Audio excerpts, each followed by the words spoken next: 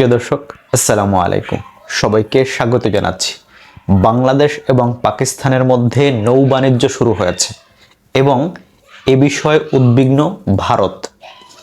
স্বাধীনতার পর বাংলাদেশের সাথে এই প্রথম পাকিস্তানের জাহাজ বাংলাদেশের চট্টগ্রাম বন্দরে নোঙর করেছে এবং এই বিষয়ে ভারত বেশ উদ্বিগ্ন।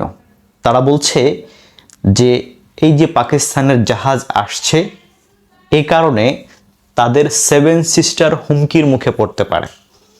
দেখেন তাদের চিন্তাটা কোথায়।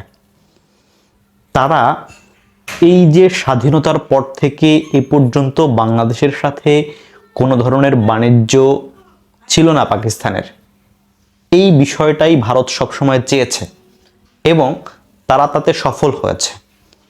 তারা বাংলাদেশের পেটের ভিতরে ঢুকে সব ধরনের ব্যবসা বাণিজ্য রাজনৈতিক ব্যাপারে নাক গলানো সব কিছু তারা করেছে, কিন্তু পাকিস্তান যাতে কখনো বাংলাদেশের ধারে কাছে না আসতে পারে সেই পরিকল্পনা তারা খুব ভালোভাবে বাস্তবায়ন করেছে এবং এখন বলছে যে পাকিস্তানের বাণিজ্যিক জাহাজ বাংলাদেশে আসাতে তারা উদ্বিগ্ন।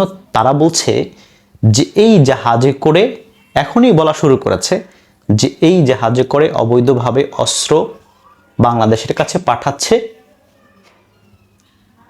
পাকিস্তান। এখন তাদের বেশ কিছু গণমাধ্যম এই ধরনের রিপোর্ট করেছে। রিপাবলিক বাংলা নামে একটা চ্যানেল আছে তাদের, সে তো পুরোপুরি বলেই দিয়েছে, একেবারে স্পষ্ট বলে দিয়েছে যে অবৈধ অস্ত্র আসছে কি। তারা বাণিজ্যিক জাহাজ, যে জাহাজে মালামাল আসবে, পণ্য আসবে, সেইটার মধ্যে তারা বলছে যে এখানে অস্ত্র আসছে। তো তারা যে এতদিন ধরে এই পরিকল্পনাগুলো বাস্তবায়ন করেছে, এই ধরনের পরিকল্পনা করেছে, বাংলাদেশকে তারা পাকিস্তান থেকে আলাদা করার পিছনেও তাদের এরকম একটা চিন্তা ছিল। হ্যাঁ, আমরা স্বাধীনতা অর্জন করেছি, আমাদের স্বাধীনতা দরকার ছিল, সেটা যেমন সত্য, তাদের এটার পিছনে একটা উদ্দেশ্য ছিল, এটাও সত্য।